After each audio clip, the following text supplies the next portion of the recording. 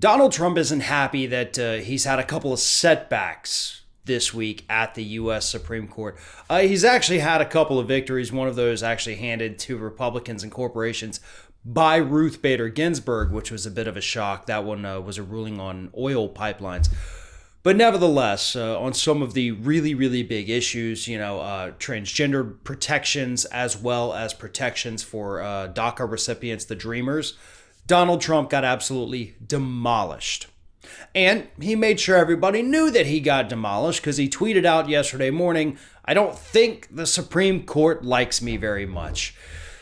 And he was being humorous about it, but I guess he thought about it a little too much, ended up hurting his own feelings, and later in the day sent out this tweet.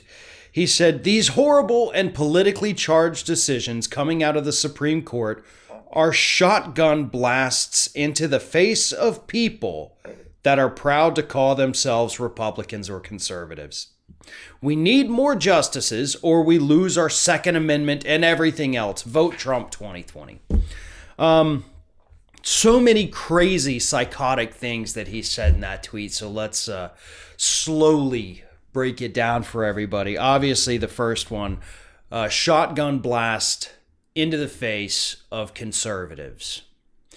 This particular part triggered a very strong reaction from the parents of children who have died in mass shootings. They talked about the fact that their children actually did suffer gunshot blasts to the face because of right-wingers and their Second Amendment fear-mongering and refusal to get weapons of war off the streets. So that was, the first misstep, I guess you'd call it, that Trump made with this tweet.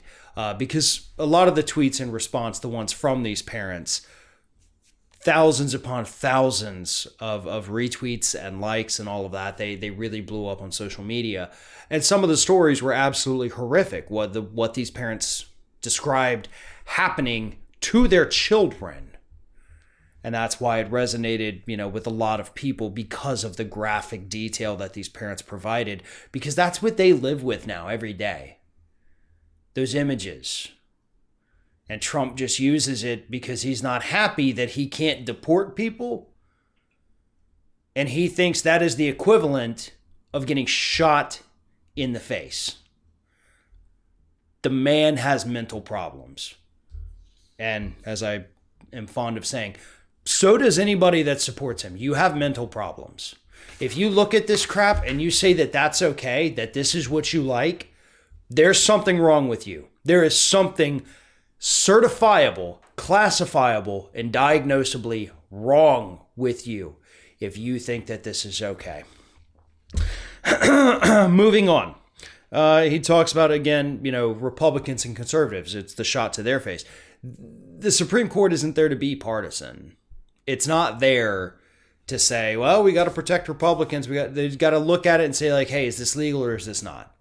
But Republicans have done a very good job of packing the court with partisan hacks. But even that sometimes, as we've seen this week, isn't enough to save you. So Trump, as the tweet continues, wants more justices.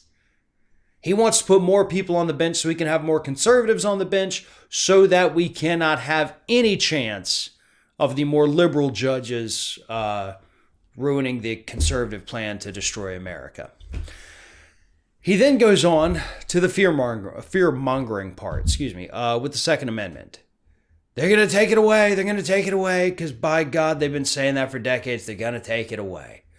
And never at any point have Democrats legitimately tried to take away the Second Amendment. That is completely false. I'd love it if they did. I'm not a supporter of the Second Amendment in any way. It is there.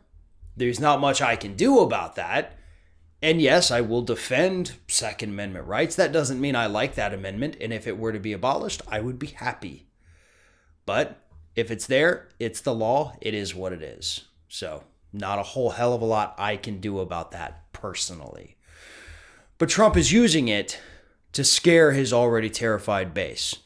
His already terrified and shrinking base, I should add. because as the latest poll numbers show, Donald Trump really doesn't have all that much support anywhere in the United States right now. And that might also be what caused him to freak out and send out this disgusting tweet.